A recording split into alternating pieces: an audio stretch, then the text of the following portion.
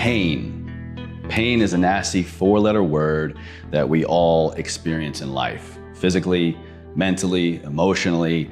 Well, today's guest on Everforward Radio, Mike Lee, he's gone through the ringer, literally in all ways possible when it comes to pain, but he's come out the other side, a true testament to the mindset and the actions of a champion. This is Everforward Radio. I'm your host, Chewning, and I cannot wait for you to listen to what Mike Lee, professional boxer, world-renowned boxer, has to say about getting knocked down time after time after time in the ring and in life, getting back up, learning the lesson, finding the silver lining. Welcome to the show. 3, 2, 1.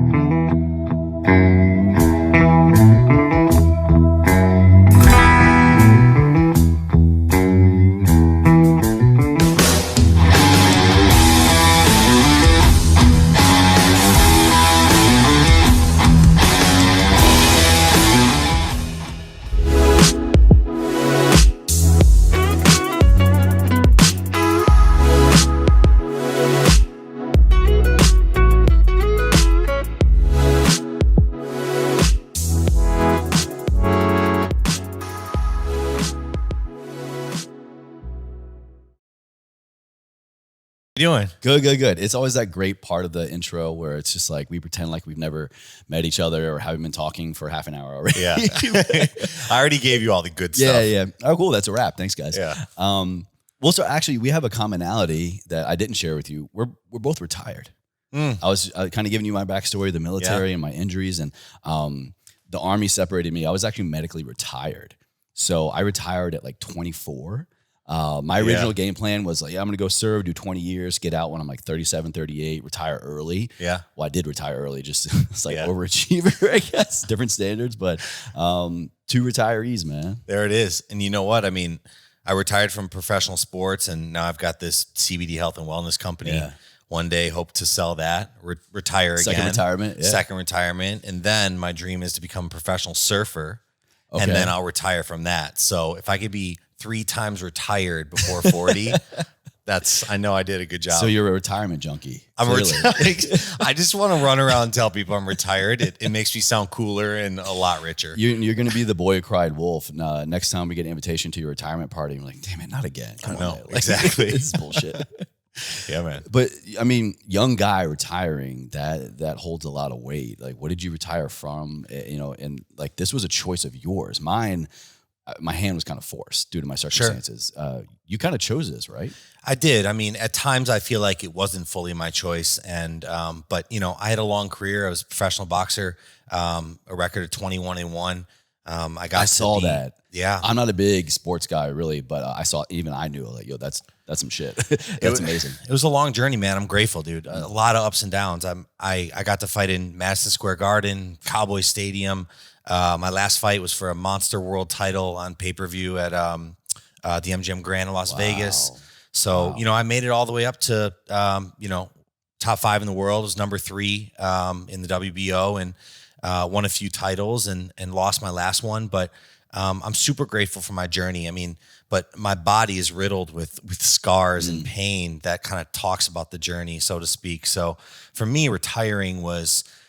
yes, it was my choice, but I'd gone through so much pain in the past few years that it really kind of forced my hand. And I realized that, all that pain ended up turning into a gift. It opened up doors to so many things and so many, whether it's professional athletes, guys in the military, anything that you have attached your identity to, right? So 100%, yeah. And that, like, I put on gloves when I was 8 years old. I was brought into a gym at 8 years old. I'll never forget, my dad brought me in. They literally didn't even teach me how to punch. They threw me in the ring with a 10-year-old.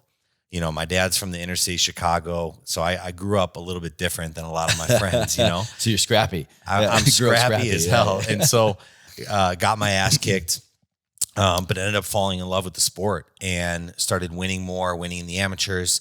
And then I got signed by Top Rank at 21 years old, right out of college, and things just started taking off. And so for me, my entire identity was being an athlete, right? And so often professional athletes or people that attach themselves to something for so long, you're so scared of what's next. And way too often, especially in fight sports, guys stay in it too long. And that's how you get hurt. And the military. and the military, right? Especially something where you're risking your life. And every time I was jumping in the ring, I'm risking my life. You know, in 2019, I think 3 fighters died. A couple of them were top ranked guys. One fought on ESPN. In the ring. In the ring. Oh my God. The other one fought in DAZN. They ended up dying in the hospital later, but they got knocked out. Injury sustained. Brain hemorrhage. And these were undefeated guys, right? So this doesn't just happen to tomato cans. Yeah. So for me, I started seeing these things and seeing the pain it was causing my body. And I realized that my love for the sport started diminishing once I started getting hurt. And one of the toughest things for me to do was leave something I love so much. And most importantly, leave something that I got all the love and, identity from. And there's days I still wake up and I miss the hell out of it, man. Like I got to walk through the tunnels, like I said, of the Garden, of MGM Grand, and thousands of people are screaming. Here comes the champ. Wow, dude. It's the best adrenaline rush you'll ever get. And I got some cool stories about that with scars I'm sure we'll go over. But there's nights I wake up in the middle of the night and I miss that feeling. But I know that if I want to be healthy the next 70 years of my life, that, God gave me this pain to force me in a different direction. I mean, that's the level of awareness. That's kind of the realization that we all hope for, right? I remember my journey with pain, and pain means a lot of different things. And I think the more I explored my pain, particularly physical pain, of injury, of rehabilitation, new pains, other versions, other forms of pain kind of rose to the top. For me, it was kind of personally like I've kind of reached a threshold of pain. So what else am I tolerating? What else do I have a threshold in? You've been talking about pain a lot. Was it all physical pain? Were you like emotionally just through the ringer? Like, what's your definition of pain and what were you experiencing? Well, I'm glad you said that because pain comes in many different forms, right? And it's all relative. Sure.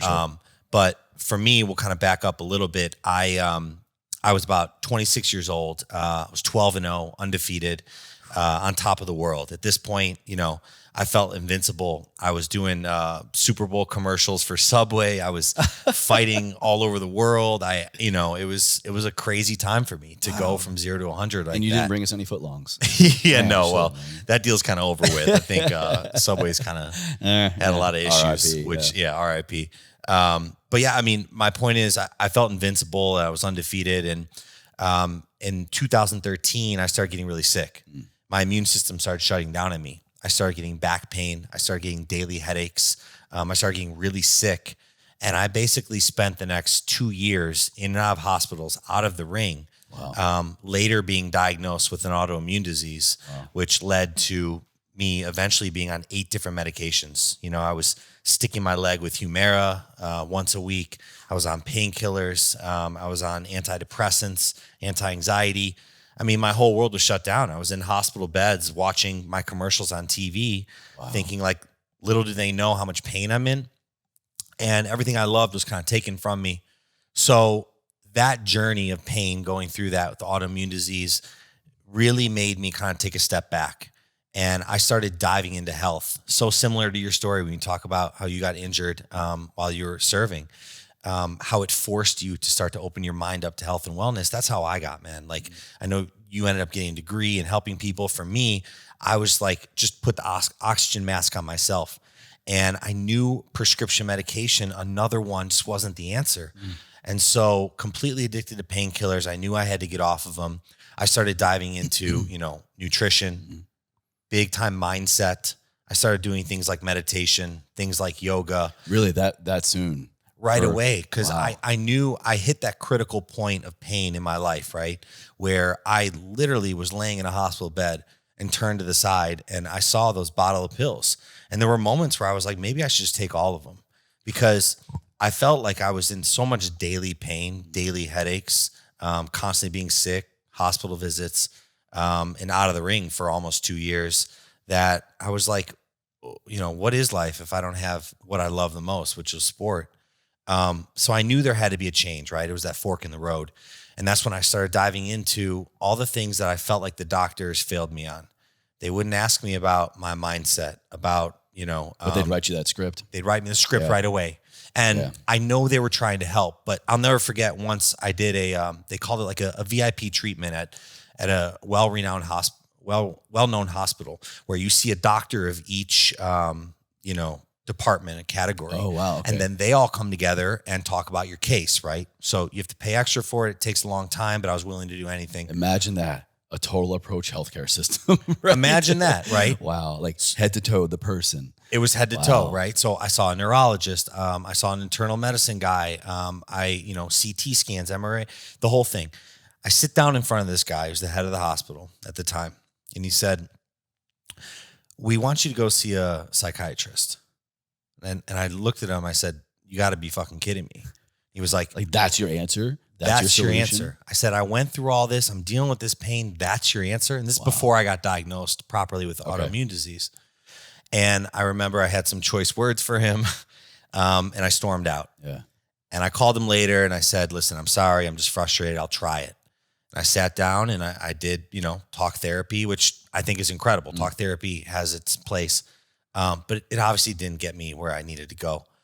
That journey and finally getting diagnosed with autoimmune disease really started to teach me that I need to take health into my own hands and that your gut is the greatest, your intuition rather is the greatest teacher you'll ever have. It's the greatest doctor you'll ever have. So I took their advice, but I also started opening up into the world of nutrition, mindset, all these different modalities like infrared saunas, cold tubs. Meditation was huge for me and started helping my headaches. And so next thing you know, that's what blew my mind the most. Like you went all the way so soon. That's amazing. I did. And I think, I went all in because I was desperate to get back in the ring and get out of pain, but it was tough for me to identify what really moved the needle. That's a good point right there. So would you say then you were so desperate for things that help you, which I think we'll say it's a good way to be desperate, I guess, but you were attaching a different reason for that at that point. It was desperate to get better so that you could go back to fighting, not desperate to get better just to be better. Is that a fair statement? That's a very fair statement because like I said, at that time, it was my identity. And, I think Tony Robbins says this all the time. It's like, people are always worried, will I be loved and am I enough? And I was so worried that I wouldn't be loved and I wasn't enough if I wasn't in the ring because that's how I received love. That's how, people wanted to reach out and talk to me and it was a drug. So for me, that was my driving force. I had to prove these doctors wrong. Doctors that told me, you're not going to fight again. You're done fighting. Your immune system's shutting down. I had to prove them wrong. I always had a chip on my shoulder. And I'll never forget my comeback fight was on national TV against another undefeated fighter on NBC Sports. And that was one of the best fights of my life because for me, what little did everybody know, that was a big FU to the doctors and a big FU to myself on those days when I felt like I would never get back in the ring. And I won via 6-round knockout. It wasn't for a belt or anything, but that was one of the biggest victories of my life that I could get through something like that and still get back in the ring. Whether I didn't fight again, I was content with that. What is it? There's something about that. Human nature, I don't know what it is, but it's just like when someone tells us we can't do something or just that thing that we love or our norm is taken away, that we will fight tooth and nail, claw our way to the top to do again. I'm with you, man. Like so many times now, I mean, it took me many years to get to this point, but like now, anytime that I'll grab a barbell, anytime hell, sometimes even just walking up these hills in West Hollywood is a challenge. But it's just like gratitude one, but also like F you. It's like, I remember when I was leaving the military, I had my wheelchair strapped to the roof of my SUV, like a walker and a cane, like nearby kind of thing. And it was just like, literally looking in the rearview mirror, looking at an identity, looking at a version of myself behind. And it was parting words. My doctors were like, get used to never exercising again. Get used to never running again. Get used to relying on people and things for a good amount of time in your future. But why? Like, why will we fight so hard to go against that, do you think? I don't know. Some would argue maybe it's ego.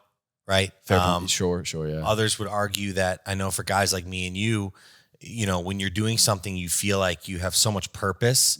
You just want to get back to that and you want to feel that purpose again. And I think, the one thing I always try to instill in people that are dealing with pain is I hope my story and stories like yours give them hope. Sure. Because that's what I needed, man. Like in my darkest moments, I needed hope. And I would read stories about people that had a similar autoimmune disease or dealt with this and overcame it. Like, for instance, one of my favorite podcasts is How I Built This. Guy Raz. Oh my God, NPR kills it. They kill it. And what I love about that show is so often the founders get to a moment where there's always that clip where they're like, well, we were going to close shop. We were going to go bankrupt. I was getting sued, but they still got through it, right? Yeah.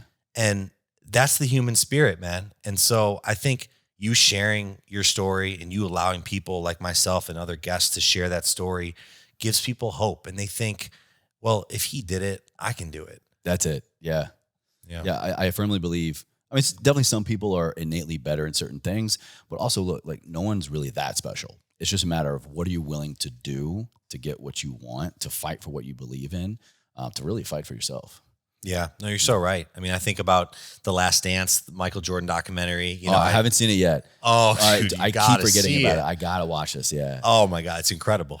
Again, I'm not even a sports guy, but every person I've talked to, they're like, it's the best. Yeah, It's the best. I mean, I grew up in Chicago, so in the '90s as a kid, Of course, Michael Jordan was a god, and he still is. But when you watch, you're going to see what we're talking about. He would literally make up stories about other players or things that coaches said to him to give him that motivation, right? Well, I mean, look, psychosomatic's real. Where the mind goes, the body will follow. I'll never forget. I had this one in undergrad. I forget the name of the exact class, but it was like sports psychology, like visualization, stuff like that. And we were reading a lot of case studies. I'm pretty sure about Michael Jordan, but definitely about Tiger Woods. And people performing at that level, they would just get to a point to where, like, in their head, they're already the champion. In their head, they're playing everything out because we're laying down the neural connections so that it's not foreign when we actually step into the ring, step into the arena, step into the stadium, and we're not just leaving everything to chance. We're like, no, we're actually just like following what we've already decided in our mind. And you can apply that to anything in life. Anything. And I'm glad you said that because that to me has been a huge part of my career. I wasn't the fastest. I wasn't the strongest. I didn't have the biggest amateur career. But how I became one of the best in the world was that right there. Early in my career, I actually started working with sports psychologists. Oh, wow. And I started doing a lot of visualization techniques. So I'll tell you a quick funny story. My pro debut, when you turn pro, the headgear comes off, the gloves get thinner. You walk out, you almost feel naked. Oh, shit. You know, the shirt's off. Yeah. And my pro debut was on national television in my hometown, Chicago. Thousands of people there. No pressure. No pressure. I'm so nervous that I literally can't feel my legs as I'm walking into the ring. Okay. Oh, wow. And I'm thinking to myself, what are you going to do here? Needless to say, I won the fight, but I had a really bad performance. And I feel like I hurt the guy. I could have knocked him out. My legs were never there. That pain, that moment kind of taught me, I got to fix this. I got to figure this out. I'd never performed at that level and with that, type of, crowd and everything at a pro level. Which I think is also like a great kind of highlight on you of like this type of sport, but also the champion mentality. Like you won, you said, and you were still analyzing like, how can I get better? Like I won, but this wasn't right kind of thing. Yeah. I mean, that's just hats off to you for that. And that was it. I just wanted to be better and better. So I started seeing a sports psychologist. I think my agent at the time connected me with him. And at first I thought it was stupid. I was like, I didn't know much about it. I was young, but I started really diving in and loving it. And he would have me close my eyes and visualize the fight, right? And so every other fight in my career, every single one, I'd close my eyes and I'd think about what's the fight going to look like? What's it going to smell like? What's the blood and sweat going to taste like? Wow, to that level. To that level. I would put it in bright colors and maybe hundreds of times in training camp. Maybe sometimes it'd be a 2-minute visualization. Maybe other times it'd be 10, 20 minutes. Wow. But almost every day I would visualize that moment, right? With extreme clarity. And sure enough, I would hop in the ring and I felt like I belonged there. You could see I'm smiling with the intro. I'm feeling like I'm there. That in your mind, you had already done it. In my mind, I'd done it hundreds of times in that specific scenario. So I knew, okay, I'm fighting this guy in Madison Square Garden. I've been in the Garden before. I've seen it. I'm literally going to play this movie 100 times, right? That type of visualization, bringing the mind to a visceral feeling in the body, made me feel like when I stepped in the ring, I'd been there. Yeah. my legs were never the same. They were never nervous. They were never dead weight like the first fight. And that's when I knew something right away, that the mind affects the body like you wouldn't believe. And I have story after story of that where, for instance, 2 title fights ago, I broke my rib in the second round. It was the worst pain I've ever had in any fight. I went 8 more rounds with a broken rib, just gutting it out. And I ended up winning a title that got me to top 10 in the world. I honestly credit that not just to guts, I dug down, I bit down on my mouthpiece and I got through it. That's grit. But I had visualized so many different scenarios where, okay, you get knocked down, you get back up. You get knocked down in this fight, or you get hit in the rib, you get knocked down. So you just play Chumbawamba in your head the whole time. yeah, that's it. How'd you know? Mike's like, I'm going to fight to one song only. Chumbawamba, let's go. That's my walkout song. But yeah, man. So like I play these scenarios and I truly believe that. So in that instance, when that happened, I broke my rib, I knew to stay calm because in a weird way, I was like, shit, you've already been here. Yeah. So I got back to the corner and I would just try to take deep breaths, be in excruciating pain, but I didn't freak out and my mind didn't freak out. And so crucial. As you speak to that, and there's so many studies now about how the mind affects the body, I learned firsthand through so much pain that couldn't be more true. Pain is weird. It's actually, we were just talking earlier, kind of some mutual friends and, guests and stuff, Doc Jen, Jen Fit, Jen Square. That's one of the main things we talked about of like how pain, if we just learn to eventually we get to kind of like a tolerance and treatment for it, but like we shouldn't be running from it as much as we probably are brought up to think that we should. It's a teacher. It's there to like whisper certain things, especially when it comes to the human body. I say all the time, the body will whisper to you things for months, days, months, years before eventually you ignore it and it'll start screaming in the form of autoimmune disease, inflammation, injury, chronic this, chronic that, pain. Why are we so hesitant, do you think, to kind of like finally just sit with it and chill with it and get to know it and learn from it?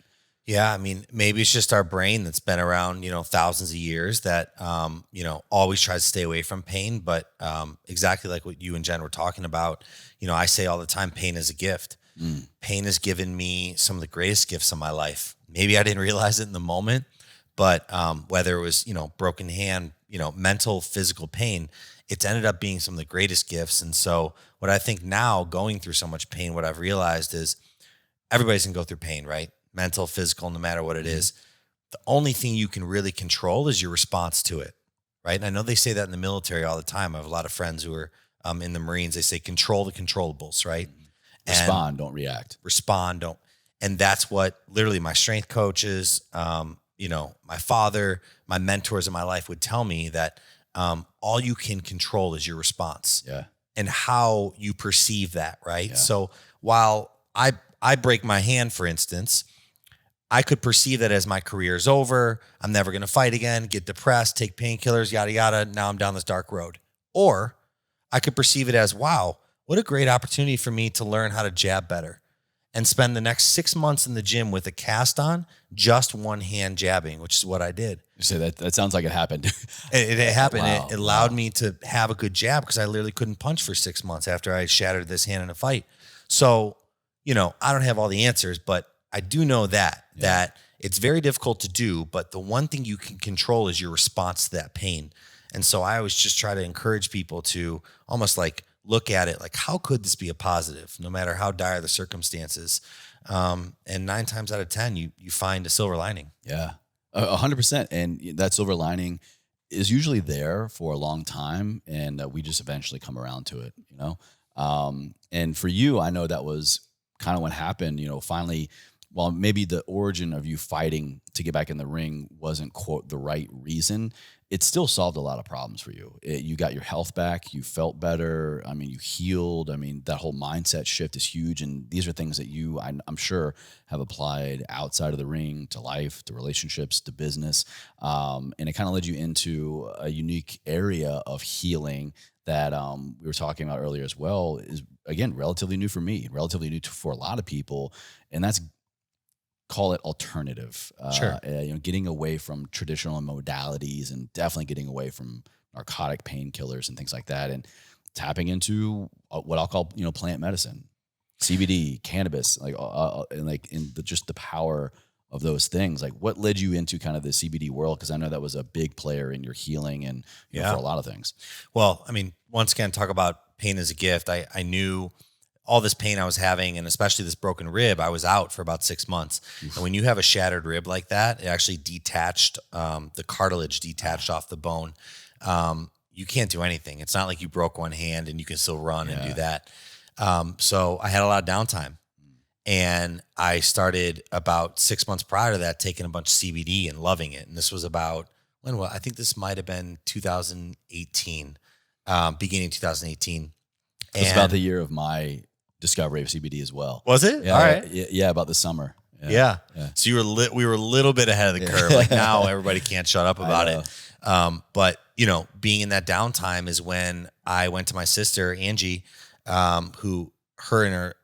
she has a big platform as well and helps a bunch of people. And I said, you got to try this stuff. It's really helped me. It's helped me with pain. It's helped me with anxiety. Helps me sleep. You said you were taking a pill format, like a capsule, or what was it? I was taking the droppers. The drops, the tincture. Okay, I started taking the dropper, and I lucked out because one of my best friends worked for one of the biggest manufacturers of CBD in the world at that time.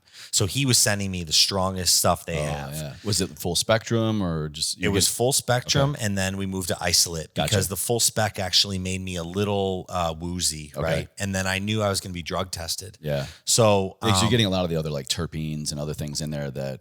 Yeah, for sure.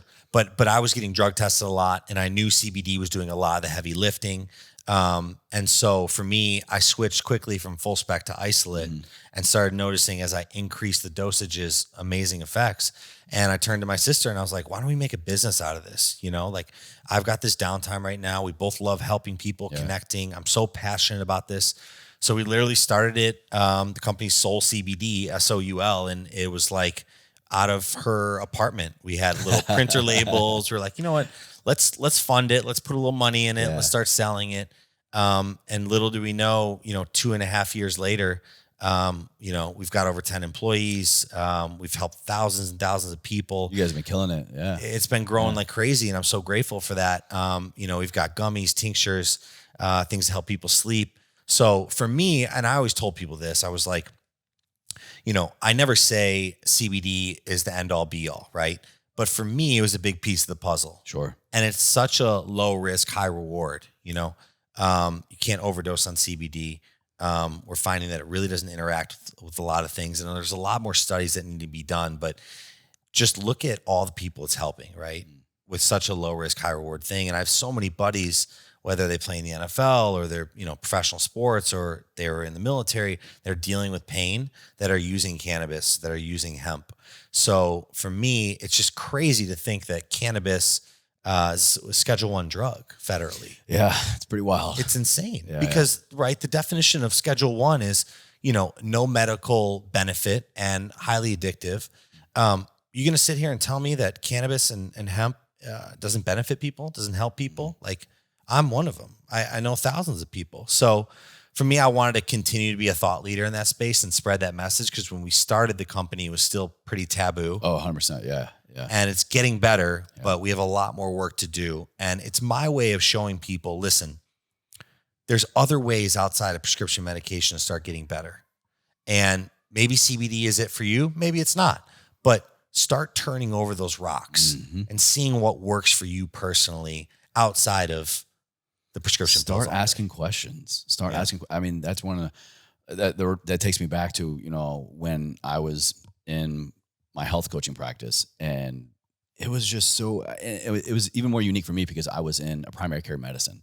My patients, my clients, they would leave their doctor's office across the hall, get their physical, get their checkup, get labs, whatever, then come and see me. And it was a very kind of great harmonious blend of primary care medicine versus or combination with fitness, nutrition, and asking questions. Yeah. And that was my favorite realization when we get of course, there's always the one person who's just like, tell me what to do, tell me what to take kind of thing. But like the change that I would see in people's, you could see it in their eyes, that aha moment of, oh, like I can like take health in my own hands. Like I can explore options, of course, safely. And, I've got the guidance of my doctor. I've got the guidance of my health coach. I've got the guidance of these clinical studies, or hell, even just the guidance of someone who has been trying something, whether it be a diet or CBD for a year, 2 years, 6 months. And then like, I trust them, and then I can then ask questions and take it into my own hands. Like, there is such immense power in that I really don't think that many people, enough people are doing. Yeah. I mean, questions is it, right? And I think people need to start going to their doctors with literally a list of questions. They used to hate me. I would show up with a notebook, man. I'd show up with a notebook and 10 questions, and we'd be 30 minutes in and they'd be like, I told you what I need to tell you. I'd be like, I'm on question number 8. Yeah. We've like, got sit down, 2 more. doc. Like, sit down, and if you don't want to work with me, then you're not my guy. Yeah. So I think we're moving towards that model of a more holistic approach. And Western medicine, I say this all the time, it has its place. It's advanced incredibly in the past 50 years, man. Saved so many lives. Yeah. But we're living longer, but we're more chronically ill than we ever were because of the things we're eating and the environment and the air we're breathing and everything. So we got to find a way to combat that.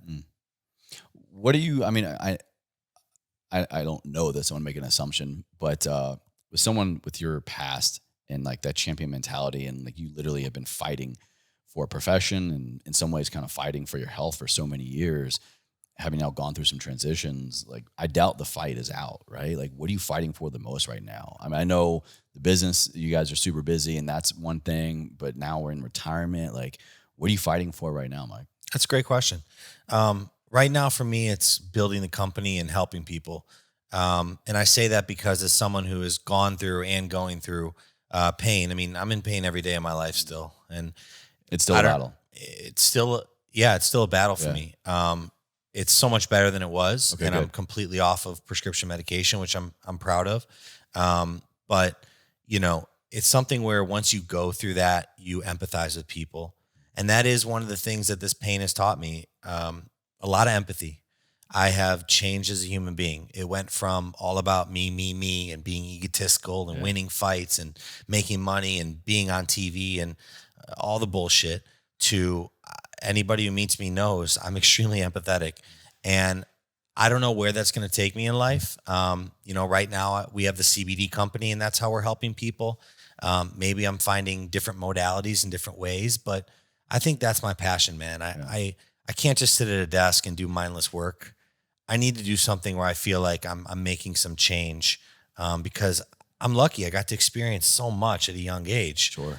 But I still have those moments where I do wonder, what are you fighting for? Because in boxing and in sports, you have such a clear goal, right? Okay, yeah. My goal since day one was become a world champion. I knew that. I wanted to win the Golden Gloves. I wanted to get signed by Top Rank. I wanted to fight at Madison Square Garden. You get all these things and become a world champion. You kind of work backwards. And it's tough now where you're like, well, what's my world title?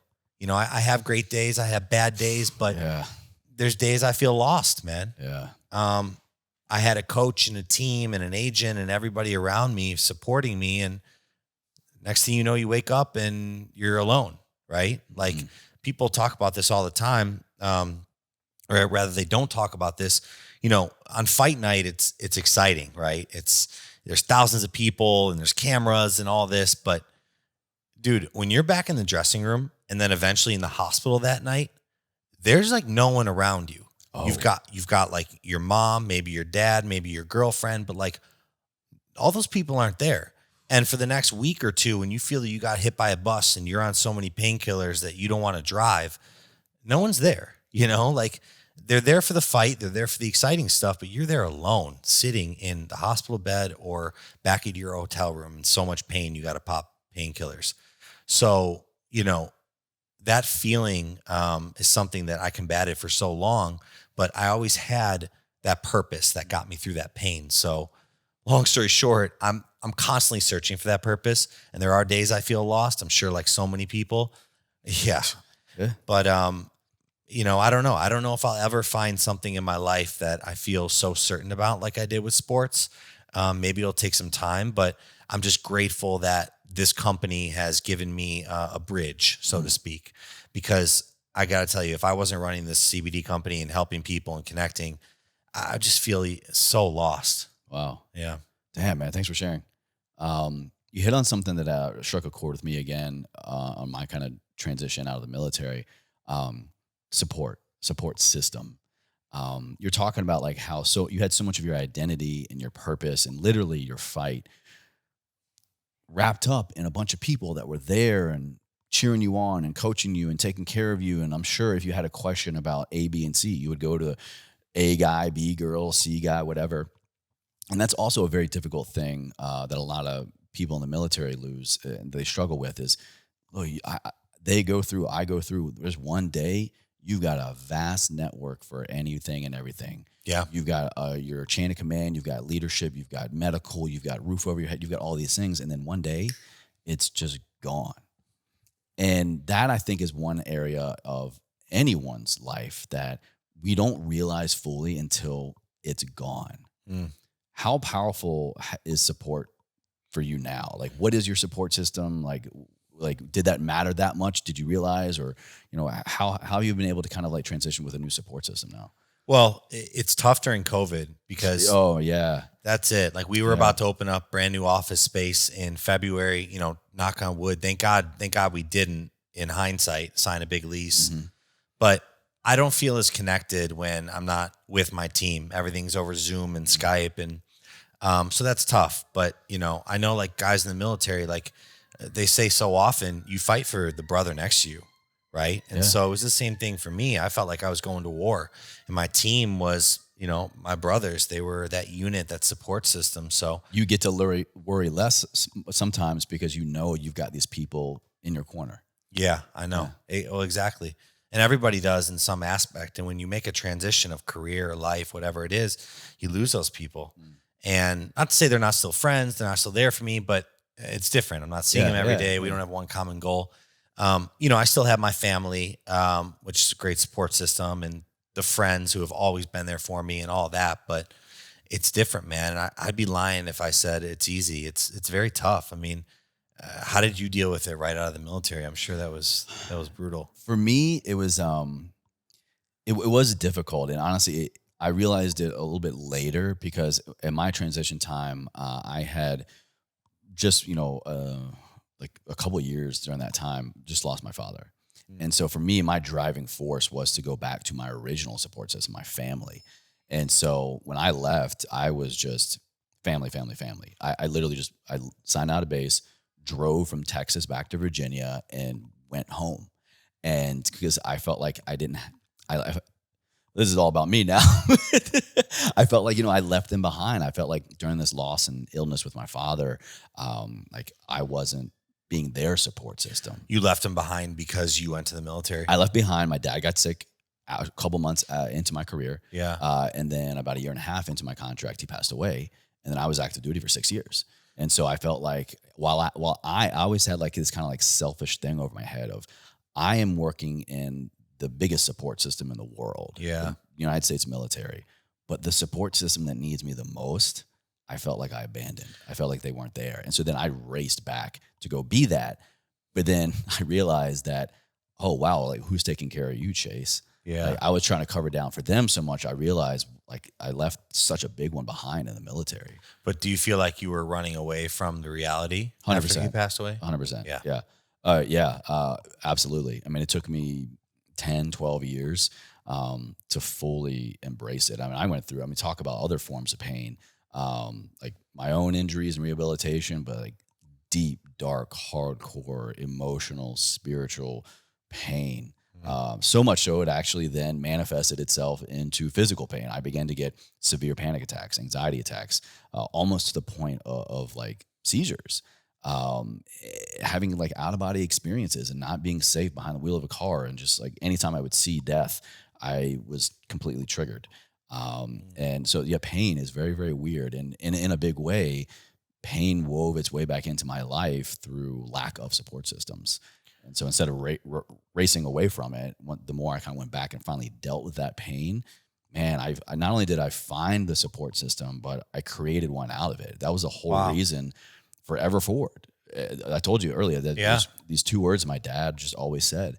And by kind of racing back towards that, and created something, created Everforward Radio. My brother created Everforward Apparel. We created this brand, this mission, really this purpose for us to find a new support system again. It was the silver lining you were talking about earlier, man. Dude, we're desperate for that. We're desperate for community, and especially right now. I know I loved that community and that support that my team had, that I had with my team. And I definitely missed the hell out of that. And I don't know if I'll ever have that type of bond with a team like that again, especially one you literally, they have your life in their hands. Like literally they're the ones that have to throw in the towel if they think you're getting hurt in there. Same thing when you're in the military. So it sucks right now where you don't have that type of community. And I think humans are longing for that, 100%. Yeah. I hope we get back to it. Power of connection. You can't put a price tag on it. You can't fully measure it until it's gone, unfortunately. Exactly. Right. Well, I mean, we're talking about a lot here, man. I know I ran a little over earlier, so I want to be mindful of our time here, but just leaving a career that you love and still do, to find a new one, to grow it during one of the most difficult periods of human global civilization. What can't you do? So what are you doing next? I mean, I know Soul is the baby right now, but I mean, I'm sure we're joking earlier, what's your next retirement plan? Well, I mean, listen, one thing that boxing did give me is I always had this idea in my head. You get knocked down 7 times, you get back up 8, and there's so many analogies with boxing that apply to life. And so I'm so grateful that I did literally and figuratively get knocked down, sometimes in front of 1 million people on TV, sometimes, making a mistake with the business and putting out fires. Which is worse, by the way, not to derail the original question, but what was worse, do you think, or what has had heavier repercussions for you? Getting knocked down in front of thousands, tens of thousands, millions of other people, or making a mistake now in your business or in personal life? It's in that. No one's ever asked me that question. Do they sting the same? That's a great question. I think the boxing stung anytime you get knocked down or, I had a loss or anything that stung more because once again, I spent so much time and energy and blood, sweat, and tears literally towards it. But I do believe that's kind of what separated me. I think so many people are afraid to get in the ring, literally and figuratively. So for me, I was always willing to risk it. Okay. I've never been a very risk averse person at my own damage, my own peril. But I think it's also put me in some situations that 99% of the world haven't been able to get in because I was willing to risk it and get my ass knocked out and look like an idiot and fail. And I mean, I've had another business that tried to build up, fail. We had to, go bankrupt. I'm used to, I know failure. I know my record at 21-1 doesn't show that, but I've had a lot of failure in my life. And I think that's what so far has made me, successful in certain areas in life. So just constantly building on that, man. But what's next? I don't know. I mean, I really want to build the company, passionate about that. I just got into surfing, so I'm trying to surf a bunch. I love that. You're in a great spot for it. Dude, exactly. Yeah. And it's almost like meditation for me. Not really that good yet, but I just love getting out there. But before I was doing a lot of public speaking. Mm-hmm. Once again, my way to connect with human beings, share my story, hopefully instill some hope. That's kind of been shut down with COVID and everything, but I'm not sure. I'm one of those people that I need to set goals and then work backwards. And so for me right now, my goals all pertain to Soul CBD, growing the company, helping X amount of people, getting us to a certain run rate, selling at a certain number. Those type of goals motivate me right now. But I don't know if it'll ever be that same type of passion or feeling that I had when I was trying to win a world title. I hope to get that same type of feeling one day. And I really think to kind of bring it full circle here is that last statement you just made, I think that is a great marker for success and a true champion mentality is because you realize that and you're okay with it. Mm-hmm. Instead of you realize it and you're not latching on. And like we were talking about earlier, being that guy that should have left 5 years ago, 10 years ago, or rather not so much. And that sounds like you're quitting, but should have been the guy to realize look, I got what I got. I'm ready to move on to the next thing. So I mean, we're still aware of the good old days, or like this part of my life was great. But, not staying stuck on that and literally staying stuck in the past, but rather just taking that, the good, the bad, the ugly, the pain, and then just applying it to the next thing, man. Exactly. And you got to be able to risk it. Yeah. You got to be willing to jump in the deep end and see if you can swim. Because whether it's the relationship you're in, whether it's the business you're in, the career, your health, if you're not happy, change it. Point blank. If you're not happy, it's up to you to change it. But it's so scary to do something different because we get clung in this familiarity. But that's so often the complacency that holds us down in relationships, careers, whatever it is. But if you're not happy, I know it's scary on the other side. It still is for me. I don't know what's next, but it's the best decision I ever made, was opening that door and wondering, what's in that room. But there's nothing for me behind me. I love it, man. And what a perfect segue into my final question I ask everybody. I've actually shared a lot. I promise this is the Mike Lee episode. I've shared a lot of my story on this episode. Oh, I like it. But the background, the origin of Everforward, because of that, it became my purpose, became everything for me and my family, and now has so graciously so and gratefully so reached so many other people so they can then interpret and make it their own. What does that mean to you? How do you live a life Everforward? Wow.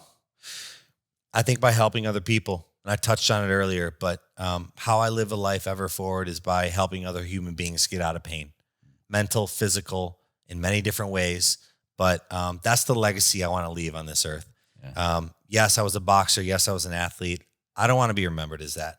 I want to be remembered as someone who changed people's lives, helped them get out of pain, mental or physical.